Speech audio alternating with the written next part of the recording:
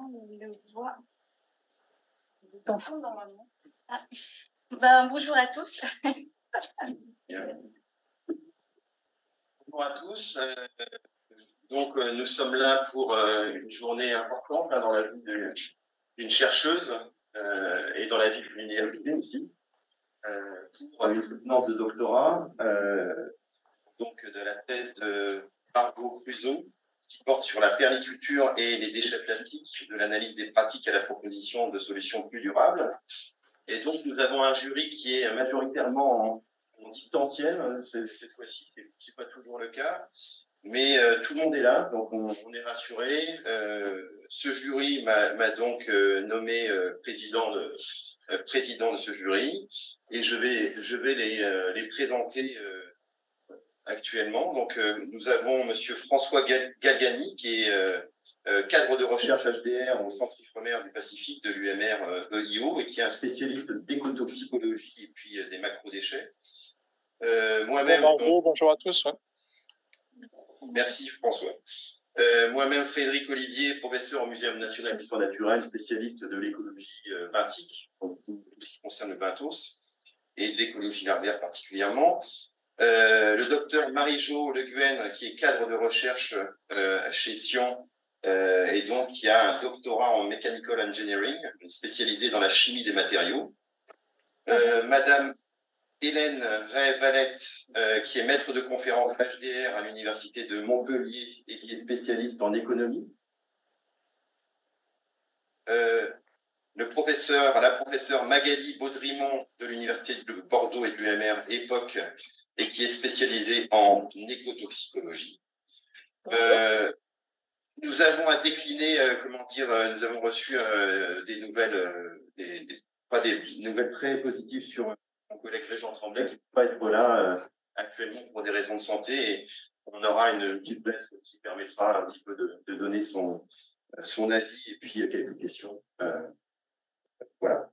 Et la directrice de thèse, bien sûr, Nabila Gartner-Mazouni, professeure de l'université locale de Polynésie française, de l'UMR EIO, et qui est une spécialiste en écologie au sens large.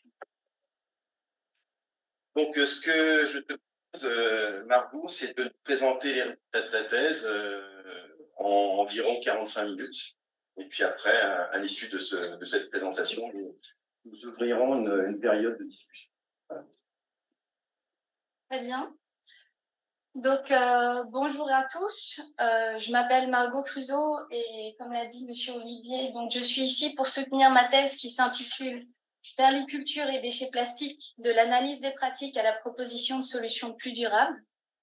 J'ai effectué cette thèse sous la direction de Nabila Gartner-Mazouni au sein de l'Université de Polynésie française et de l'UMR Écosystème insulaire océanien. Je vous remercie de votre présence et je remercie tout particulièrement le jury d'avoir accepté d'examiner ce travail que je vais maintenant vous présenter. Donc, le plastique est un polymère qui a différentes propriétés, à savoir qu'il peut être résistant, léger, économique et malléable, ce qui l'a rendu en fait indispensable dans tous les secteurs d'activité. Ce qui fait que depuis les années 50, sa production n'a eu de cesse d'augmenter pour atteindre 9,2 milliards de tonnes produites en 2017 et ça continue d'augmenter en 2021 avec une production pour cette année de 461 millions de tonnes.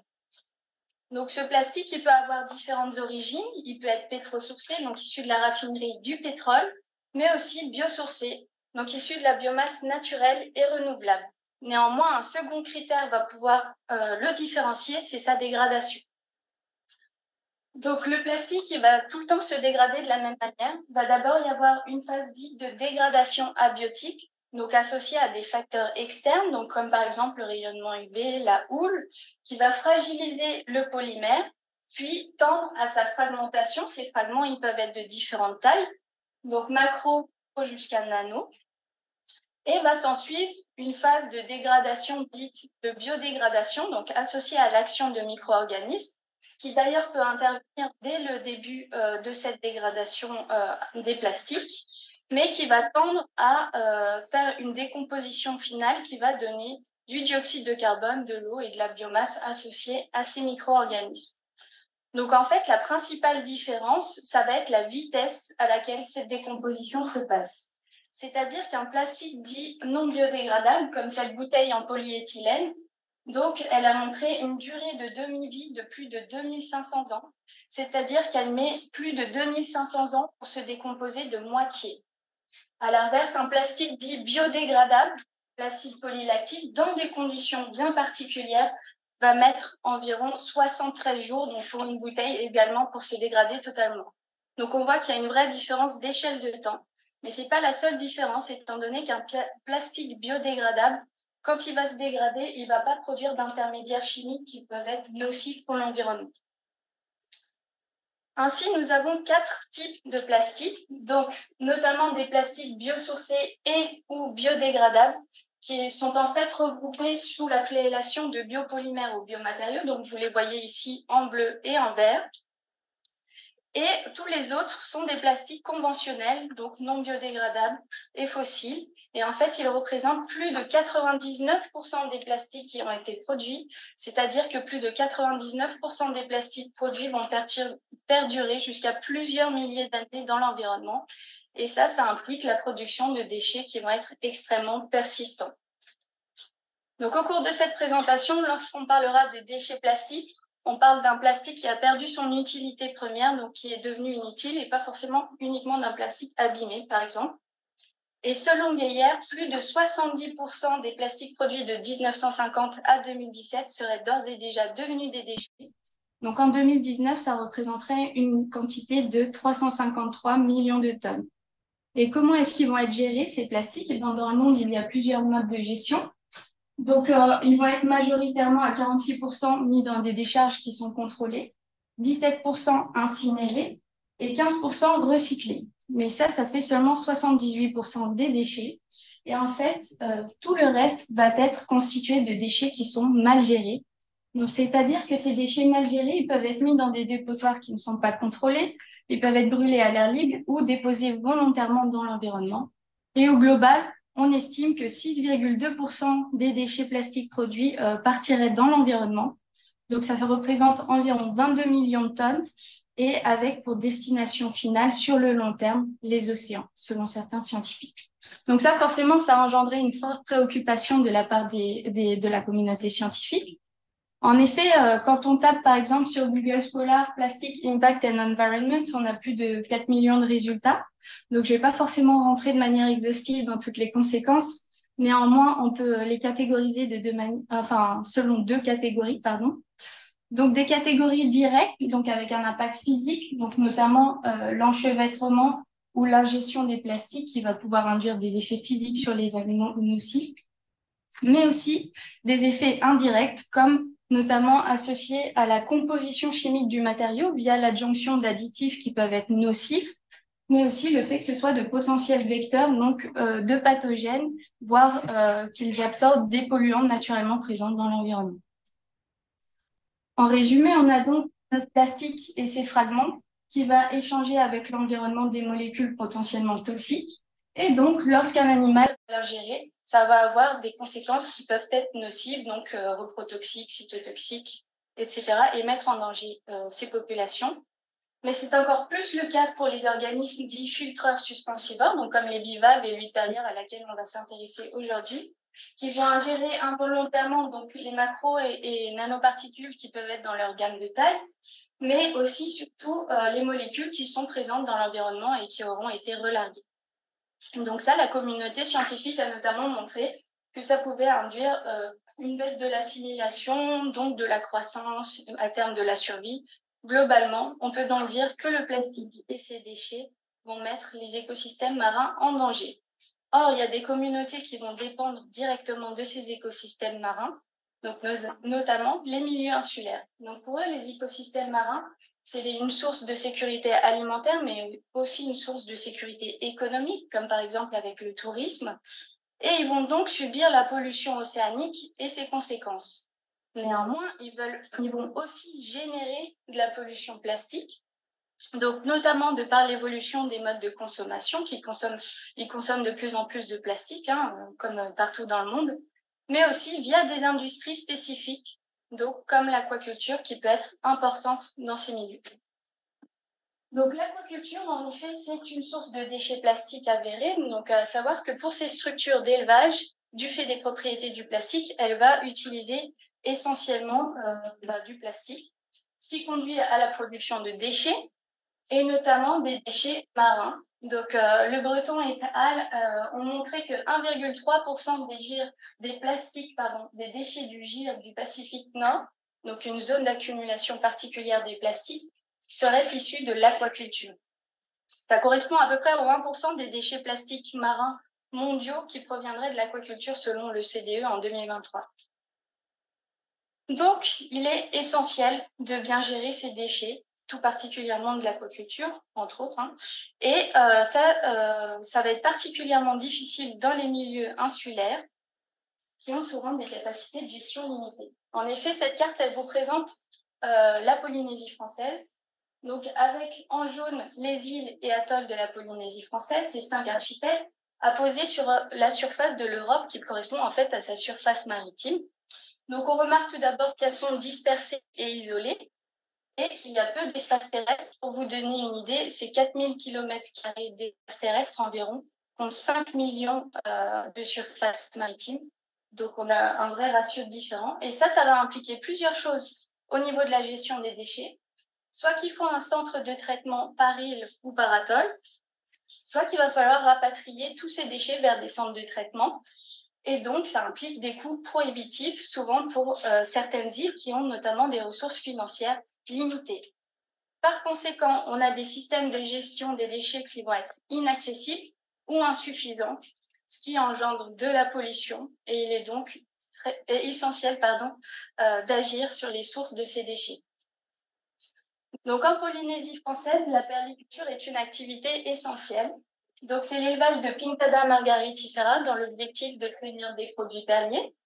Donc, sur cette carte, je vous ai mis en surbrillance les îles et atolls de Polynésie perlicole, et ça représente 28 îles et atolls.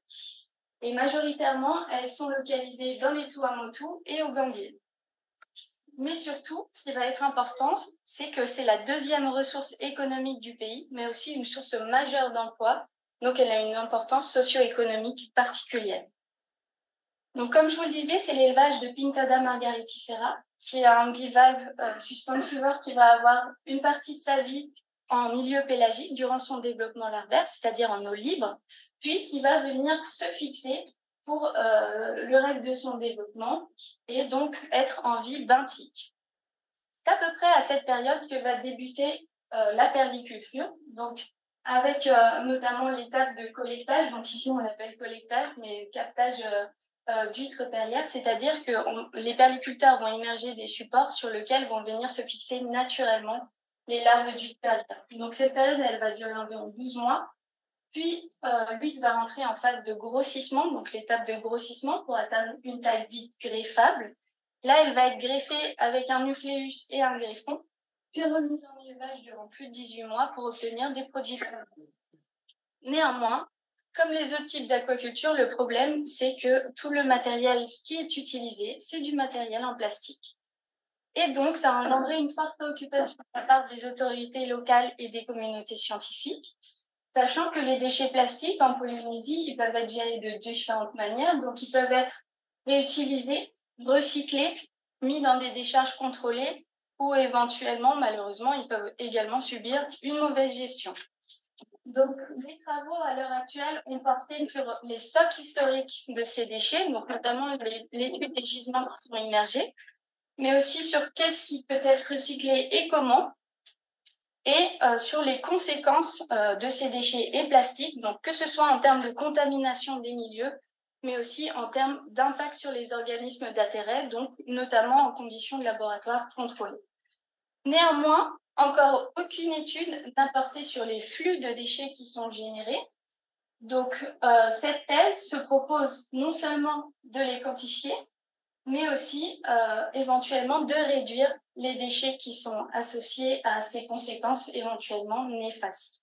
Et pour ce faire, nous allons nous baser sur une approche associée à l'analyse des pratiques perlicoles, étant donné que ce sont les pratiques qui vont générer ces flux de déchets.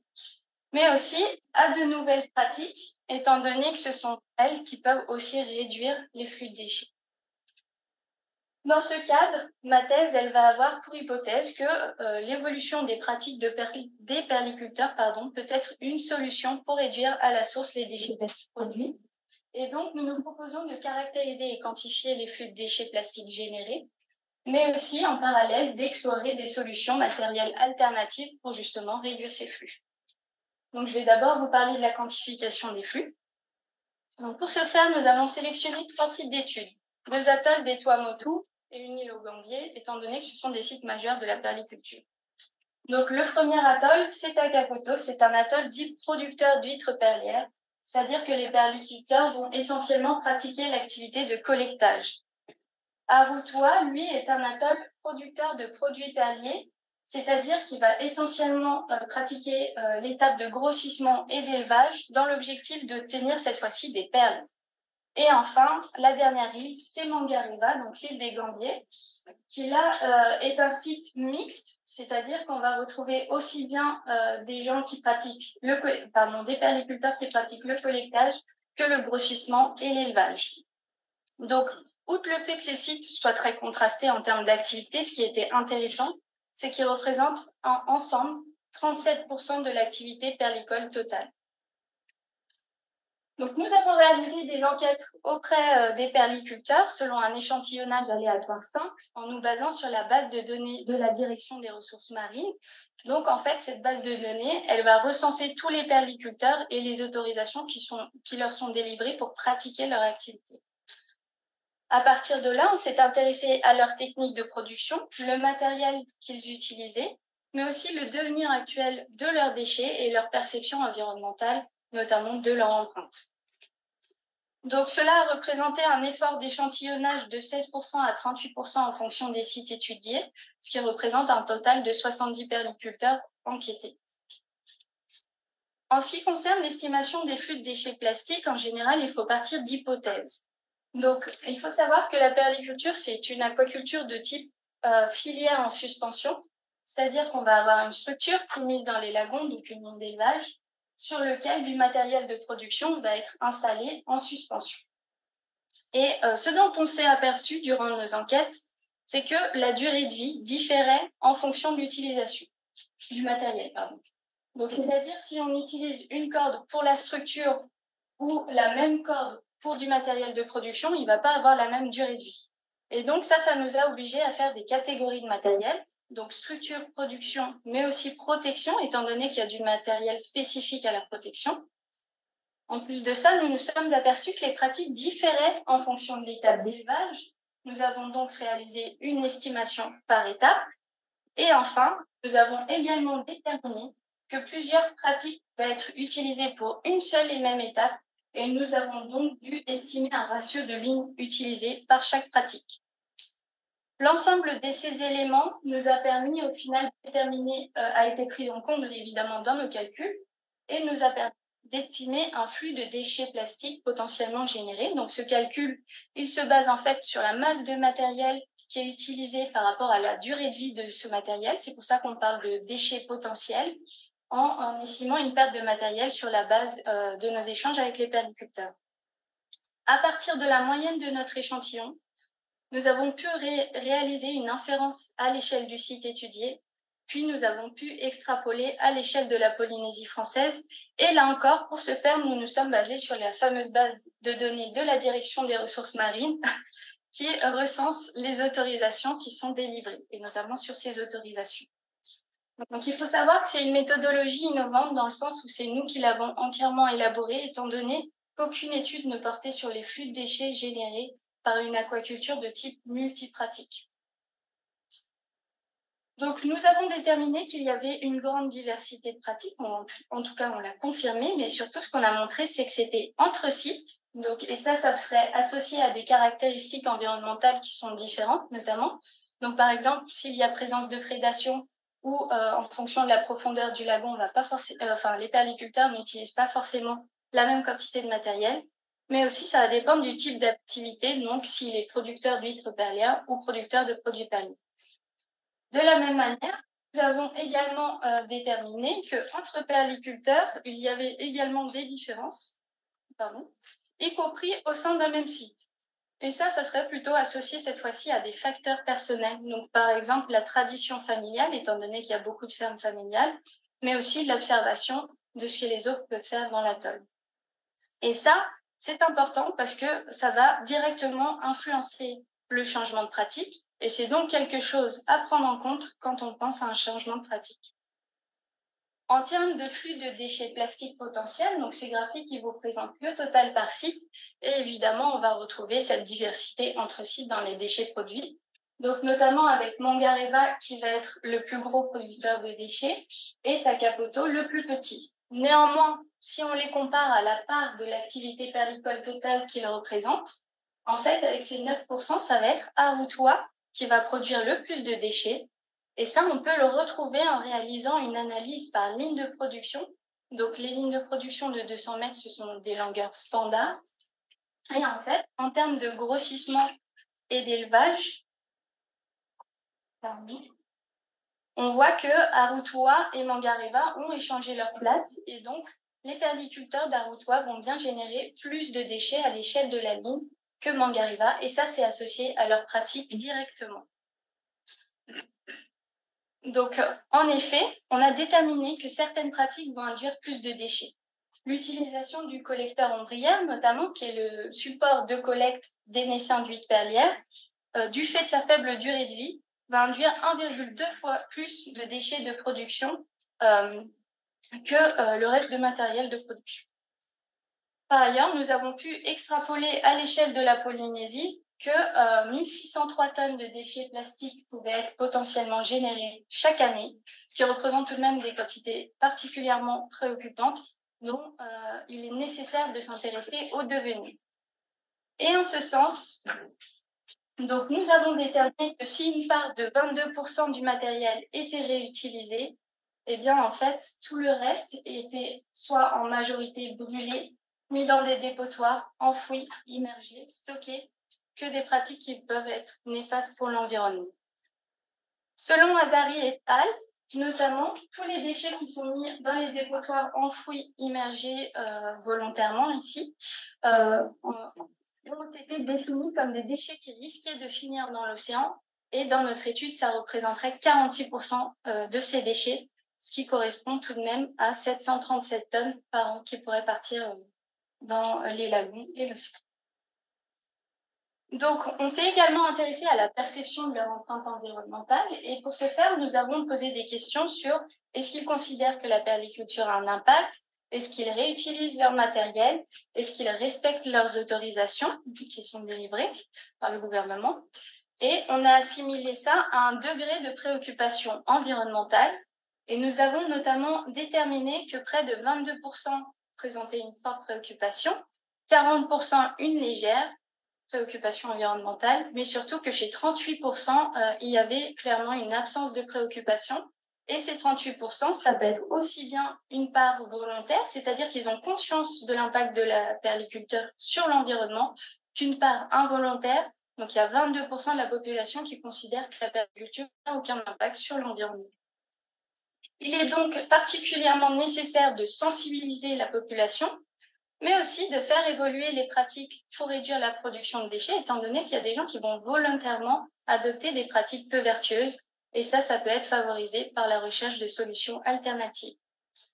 Donc, ces résultats, ils ont été publiés tout récemment dans la revue Journal of Cleaner Production. Je vais donc maintenant passer au second axe, donc l'exploration des solutions matérielles alternatives, à savoir que ça peut être réalisé de deux manières, en nous basant sur du matériel existant, par exemple réutilisable ou biodégradable, ou en développant nos propres alternatives. Et on va voir qu'au cours de cette thèse, nos travaux ont porté sur les deux points. Donc, nous avions montré dans l'étude précédente que le collecteur ombrière, donc je vous rappelle que c'est le support sur lequel vont venir se fixer les huîtres perlières en début de l'élevage, donc était générateur de déchets, particulièrement du fait de sa faible durée de vie. Et ça, en fait, ça confirme des études précédentes qui avaient identifié que le collectage était un gisement particulier de déchets, donc notamment de déchets immergés, Et entre-temps, de ce fait, d'autres études s'y étaient intéressées et elles ont montré que non seulement des microplastiques pouvaient en être issus, mais aussi que leur composition chimique pouvait s'avérer toxique pour l'hyperlière, donc dans des conditions de laboratoire. Et on peut également se demander ce qu'il en est pour les écosystèmes lagonnais. On a donc affaire à un matériel particulièrement polluant. Donc, il est non seulement producteur de déchets, il produit des microplastiques, sa composition chimique est toxique. Et donc, on a cherché à trouver des solutions pour remplacer ce matériel. À savoir que le collectage, c'est en fait le recrutement d'une espèce sur un substrat. Et ce substrat, il va avoir différentes caractéristiques qui peuvent influencer le recrutement de cette espèce. Donc, en effet, la littérature, elle a montré que de nombreux critères pouvaient intervenir, donc, comme la forme, la texture, les biofilms, la composition. Et globalement, ce que ça implique, c'est qu'il est possible d'optimiser ce collectage en utilisant ces facteurs. Donc nous avons d'abord cherché à vérifier l'efficacité de collecteurs existants qui sont plus durables, les coupelles. Donc en fait, les coupelles, elles ont une durée de vie bien supérieure, donc elles sont réutilisables et résistantes plus longtemps. Elles sont composées notamment de polyéthylène haute densité qui sont plus résistantes à l'oxydation et donc qui vont avoir moins tendance à se fragmenter en microplastique. Par ailleurs, leur efficacité a été démontrée pour le collectage d'autres espèces comme par exemple Crassostréal vulgaris en France et elles étaient disponibles en Polynésie française. Donc pour tester leur efficacité, nous avons réalisé une analyse comparative de cette efficacité lors de tests in situ à Takapoto, qui est notre atoll collecteur, sur plusieurs mois. Et on a notamment testé l'influence de différents paramètres, donc la forme, mais aussi la couleur, donc noir ou orange, donc une couleur plus claire, et la position de ce collecteur qui avait montré que ça pouvait avoir un effet sur Pinctada margaritifera selon la littérature. Donc, toutes les expérimentations que je vais maintenant vous présenter sont basées sur un protocole standardisé, donc où nous avons installé des dispositifs, donc à plus de 30 par dispositif sur une ligne mère en alternance, donc comme vous pouvez le voir ici. Et en fait, on installe les collecteurs, ensuite on les retire, et là on mesure le nombre d'huîtres perlières collectées, la taille et le poids des huîtres, ce qu'on assimile à l'efficacité de collectage. Donc, nous avons réalisé une première expérimentation. Donc, ce graphique qui vous présente la densité en essaim d'huîtres perlières en fonction des différents dispositifs et notamment de la position de collecte. Et l'ombrière, ici, elle est en quadrillé. Et pour les autres, en fait, on va voir qu'il y en a surtout un qui ressort particulièrement. Donc, c'est la coupelle noire à l'horizontale. En effet, elle a montré qu'il y avait 11 fois plus de Pinctada margaritifera qui étaient collectés, mais aussi 14 fois plus de Pinctada maculata, qui est une espèce invasive du biofouling non désiré, et que les P. margaritifera étaient plus petites sur les coupelles noires par rapport aux ombrières. Et ça, on l'associerait soit à plusieurs cohortes, soit au fait qu'il y ait une compétition trophique très forte du fait des fortes densités, sachant que, par exemple, une coupelle noire pouvait avoir jusqu'à 1700 individus sur un seul collecteur. Néanmoins, cette expérimentation, elle a porté sur seulement 4 mois et demi, tandis que la période de collecte actuelle, comme je vous le disais, elle est d'environ 12 mois. Donc, une seconde expérimentation a été réalisée pour confirmer les résultats obtenus avec la coupelle noire à l'horizontale. Donc, ce graphique vous présente à nouveau P. margaritifera les densités en fonction donc, des deux dispositifs, ombrière et coupelle, et des deux durées, donc il y avait un suivi à 6 mois et à 16 mois. Et ce qu'on observe au niveau des coupelles, c'est qu'à nouveau, on a plus de Pinctada margaritifera, même si c'est en moins grande quantité. Par contre, on a beaucoup plus de Pinctada maculata, et les P. margaritifera étaient plus petites. De la même manière, on peut observer une baisse de récolte entre 6 et 16 mois, donc qui pourrait être liée soit à des mortalités, soit à un décrochage du naissain. L'autre intérêt de cette expérimentation, c'était aussi qu'elle nous a montré qu'après 16 mois, les ombrières, donc le collecteur actuel, présentaient des déchirures, donc on peut voir ici, tandis que nos coupelles étaient intactes, donc montrant ses meilleures capacités de résistance, propriétés de résistance. Donc ces deux études, elles ont été publiées dans Aquaculture Reports Et donc, nous avons montré que les collecteurs en plastique, les collecteurs coupelles, étaient effectivement plus efficaces. Néanmoins, ça reste des déchets qui vont être à gérer à terme. Et donc, nous avons décidé de développer notre alternative en biomatériaux. Donc, nous avons développé un collecteur en biopolymère biodégradable qui est semblable aux coupelles. Donc là, l'objectif, c'était de développer un collecteur optimal sur la base des résultats précédents et de la bibliographie, évidemment, et de contrôler leur biodégradation. Donc, pour ce faire, nous avons collaboré avec Sion, un institut de recherche d'excellence néo-zélandais, et notamment, nous avons collaboré avec l'équipe Materials Engineering and Manufacturing, dirigée par le Dr Le Guen, présent aujourd'hui. Et nous avons suivi différentes étapes qui ont mené à l'élaboration de ce prototype que vous pouvez voir ici. Donc, nous avons également développé un second collecteur en boue de coco qui, cette fois-ci, était plus semblable à l'ombrière, donc on peut le voir ici. Et là, l'idée, c'était de valoriser des ressources locales qui sont sous-exploitées, mais aussi éventuellement de créer une filière et des emplois locaux et d'induire un plus faible changement de pratique. Et on a donc, une fois nos alternatives développées, on a donc regardé ce qui se passait en termes de toxicité de ces matériaux. Donc, pour ce faire, nous avons repris nos 4 matériaux, donc coupelle PEHD inclus, et nous avons réalisé des lixivias, donc en mettant une concentration de 100 grammes de matériaux par litre, selon une lixiviation de 24 heures ou de 120 heures, donc dans des conditions normées, mais aussi sur la base de travaux antérieurs, donc notamment de Gardon et al. Qui avaient étudié l'ombrière et sa toxicité. Et le CEDRE a réalisé l'analyse de la composition en additifs et polluants organiques de ces matériaux et de ces lixivias. Donc 81 en tout ont été ciblés. Suite à cela, nous avons exposé des larves de Nicada margaritis différents lixivia à différentes concentrations, donc 0, 0,1, 10 et 100 grammes par litre, donc en suivant toujours des conditions normées, standardisées, et sur la base des travaux antérieurs de Gardon et al. Notamment, avec un suivi à 48 heures du développement embryo-larvé. Et les résultats que nous avons obtenus sont présentés ici sous forme de graphique, donc je me suis permis de modifier par rapport aux commentaires des rapporteurs. Et ce qu'on peut observer, c'est le taux de larvé normal qui représente le développement embryonnaire.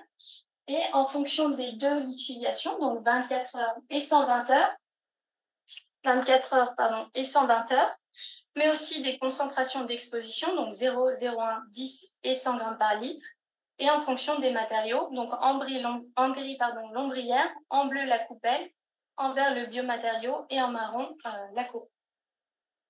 Et ce qu'on observe, c'est que à la concentration de 100 grammes par litre, donc le lixivia pur, on observe une toxicité de tous les matériaux, qui est une concentration très élevée.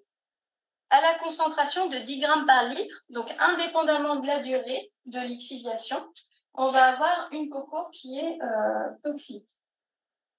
La fibre de coco, qui est toxique.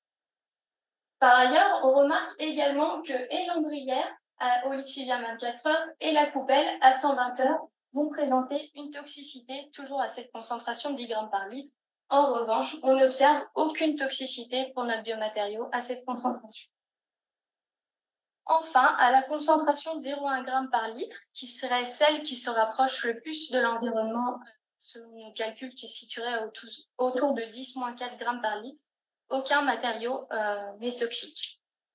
Donc, on a donc voulu un peu rattacher ces observations aux concentrations, notamment en polluants. Et donc, ce graphique qui vous présente donc les grands groupes de polluants qui ont été analysés en fonction des matériaux et des lixivias, donc notamment avec les différents matériaux et les deux lixivias. Et plus les polluants sont concentrés, plus c'est rouge. Et ce qu'on observe globalement, c'est que dans les matériaux, on va avoir les ombrières qui vont présenter le plus de polluants. Donc l'ombrière ici, SM.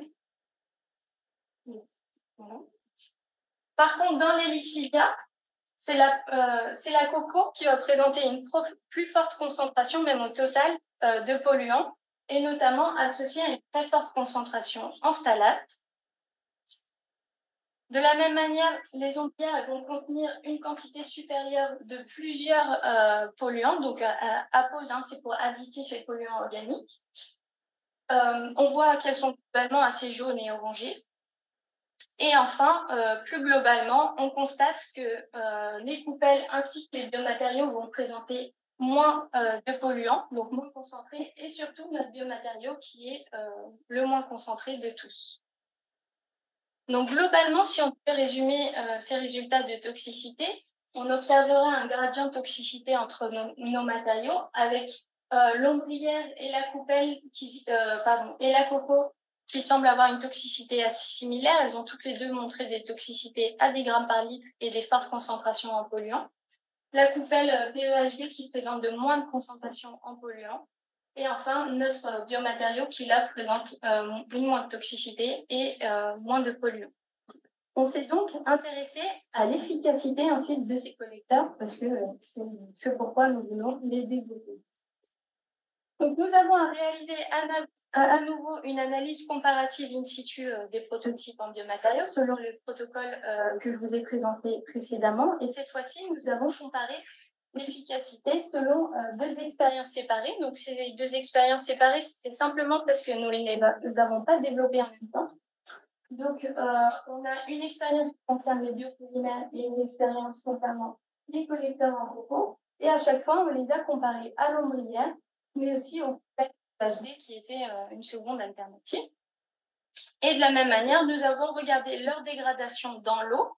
Donc, on a mesuré le poids et l'épaisseur de nos prototypes avant mise à l'eau et puis ensuite aux différents suivis. Et ce qu'on a pu observer, donc ce graphique vous présente les résultats pour les biopolymères. Donc, à nouveau, la densité en Pinctada margaritifera, notre hyperlien. Donc, en fonction des deux durées, 6 mois et 13 mois, et parce qu'on avait effectué un suivi, deux suivis également.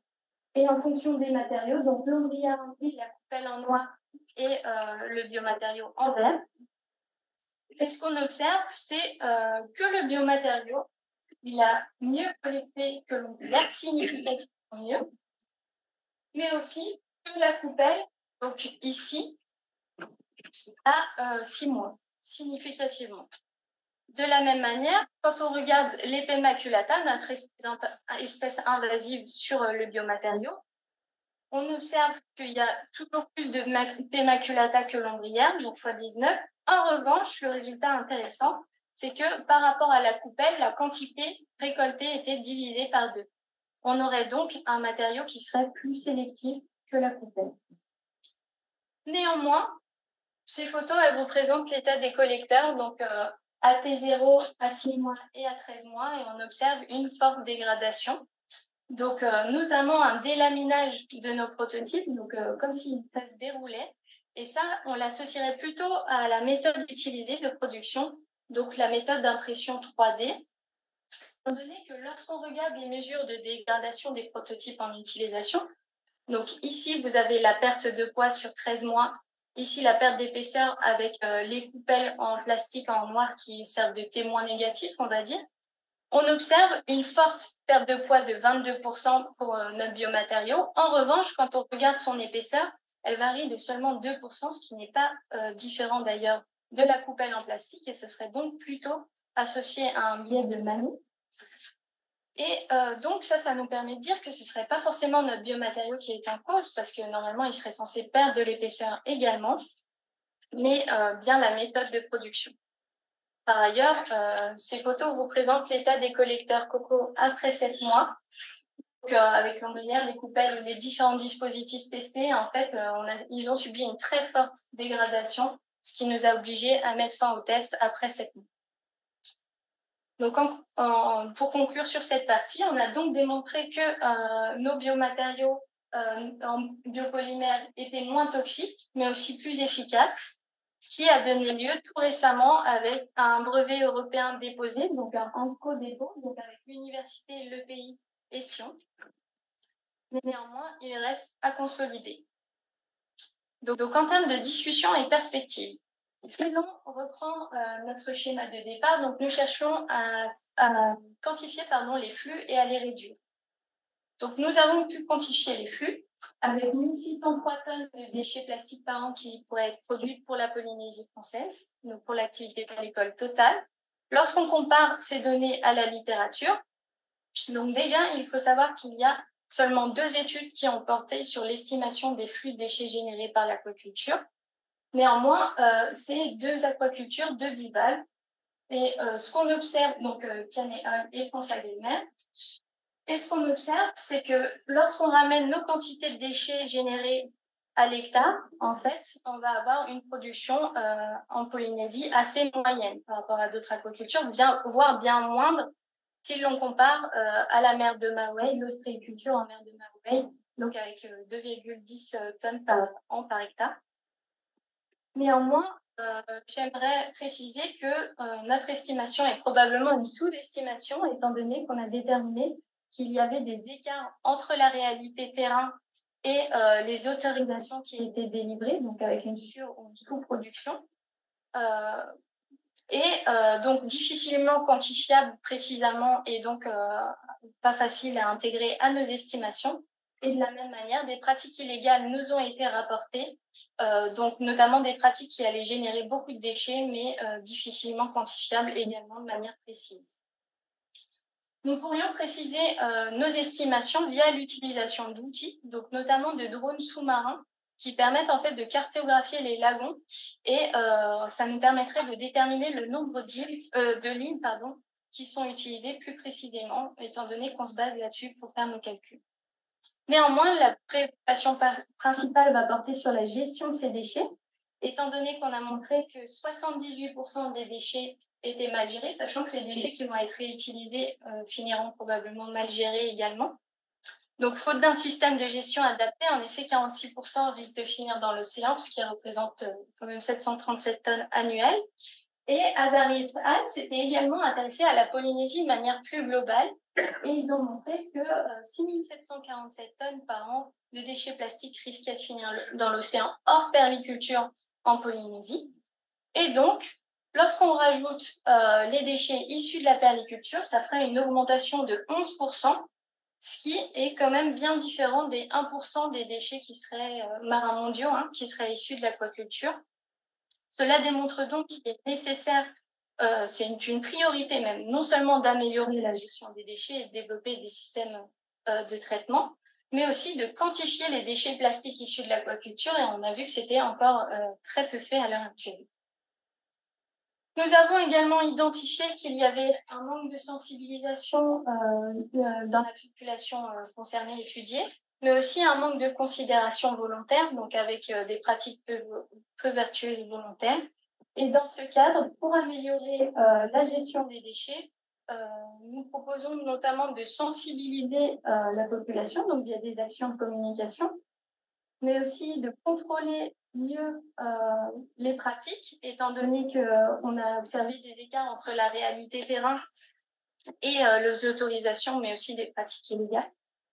Ça passerait également par la responsabilisation des perliculteurs, notamment ceux qui ont des pratiques peu vertueuses. Donc pourquoi pas penser à un système de responsabilité élargie du producteur qui est en fait basé sur le principe de pollueur-payeur. Et enfin, pourquoi pas des mesures également incitatives plutôt, donc comme le développement d'une charte de bonnes pratiques avec des pratiques plus durables qui permettraient aux perliculteurs de valoriser sa ressource et donc qui favoriserait l'adoption de ces pratiques. Sachant que ça, c'est en cours de mise en place par le gouvernement. Donc, nous avons également identifié que confirmé que le collectage était bien une source de déchets majeure dans la perliculture. Et dans ce cadre, nous avons identifié 2 solutions potentielles. Donc, une première solution, donc la coupelle en PEHD qui permettrait de réduire ces déchets. Et une solution en biomatériaux, cette fois-ci, qui permettrait de supprimer les déchets associés au collecteur. Néanmoins, ce sont des solutions viables, mais il reste encore beaucoup de travaux à effectuer. Donc, notamment en termes de toxicité, nous pourrions l'affiner, notamment, donc que ce soit la toxicité chimique, d'ailleurs on met toxicité, mais là, la toxicité chimique, en déterminant la concentration effective 50 des matériaux. Donc, cette concentration effective, elle permettrait de les discriminer, et notamment de les discriminer entre eux, mais aussi par rapport à la littérature. De la même manière, nous pourrions demander quel impact environnemental ces solutions ont plus globalement. Donc, c'est-à-dire, par exemple, via une analyse de cycle de vie, ça nous permettrait de prendre en compte son impact de l'élaboration du produit jusqu'à sa gestion en fin de vie. De la même manière, ces solutions, ce sont des nouvelles pratiques. Donc, comment mettre en place cette nouvelle pratique et pour quel coût? C'est important de les quantifier. Et pour ce faire, nous pouvions réaliser la preuve de concept avec des perliculteurs. En fait, c'est un déploiement coordonné en collaboration avec des perliculteurs qui nous permettrait d'avoir des retours pratiques, mais aussi des retours chiffrés. On a également remarqué que nos prototypes étaient fragiles, donc comment consolider les prototypes. Et pour ce faire, nous pourrions étudier une nouvelle méthode de production, donc notamment la méthode de production par injection qui n'induirait pas ce délaminage. Et enfin, nous avons développé un nouveau biomatériau et un prototype.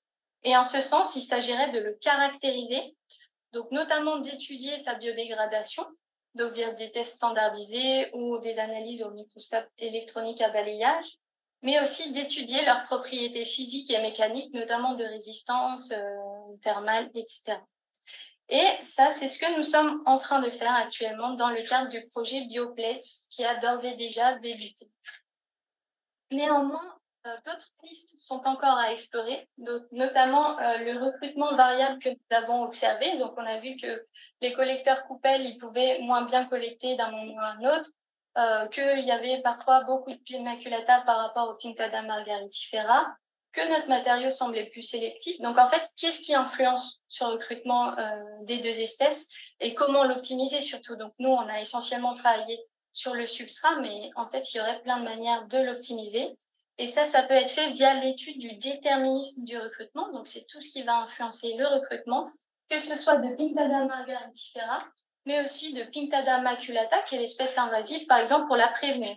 Et dans ce cadre, on peut regarder l'influence des paramètres environnementaux sur le déterminisme, mais aussi la disponibilité en substrat. Et ça ferait suite à des travaux locaux déjà entamés. Et enfin, pourquoi pas penser à l'utilisation de phéromones ou biofilms qui ont montré qu'ils pouvaient induire une certaine sélectivité, voire repousser d'autres espèces.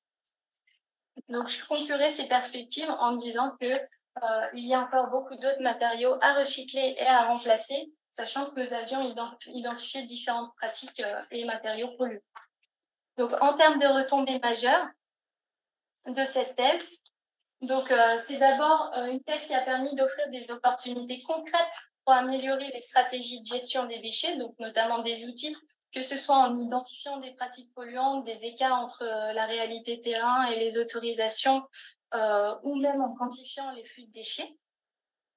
De la même manière, nous avons développé une méthodologie innovante, mais aussi transposable à d'autres types d'aquaculture, de type filière en suspension, qui permettrait de quantifier les flux de déchets plastiques, sachant qu'on a vu qu'il y avait un réel besoin de prioriser cette quantification. Nous avons développé un biomatériau et un prototype de collecteur qui donne lieu à un brevet européen déposé. Et enfin, tous ces résultats permettront de tendre vers une durabilisation de la filière perlicole et pourquoi pas d'autres filières de bivalves qui utilisent notamment la coupelle en support de collectage. Donc, je tiens particulièrement à remercier la Direction des ressources marines ainsi que l'Université de Polynésie française pour son soutien non seulement financier qui a permis de financer en fait tous les projets associés à cette thèse, mais aussi son soutien logistique, donc notamment via le soutien d'agents. Sion pour le développement et l'élaboration du prototype qui donne tout de même lieu à un brevet déposé européen. Et le CEDRE pour l'analyse des polluants et des additifs dans nos filières et matériaux, mais surtout évidemment à tous les membres et mes collègues de l'UMR qui ont participé de près ou de loin à cette thèse, et plus particulièrement Nabila Gartner-Mazouni, ma directrice de thèse, tous les gens qui m'ont aidé en mission en manip et notamment Nicolas Mayotta qui m'a accompagné sur toutes les missions, mais aussi mes co-auteurs qui donnent tout de même lieu à trois articles publiés et deux prochainement soumis. Donc, merci à tous de votre attention et merci une nouvelle fois au jury d'avoir accepté d'examiner ce travail.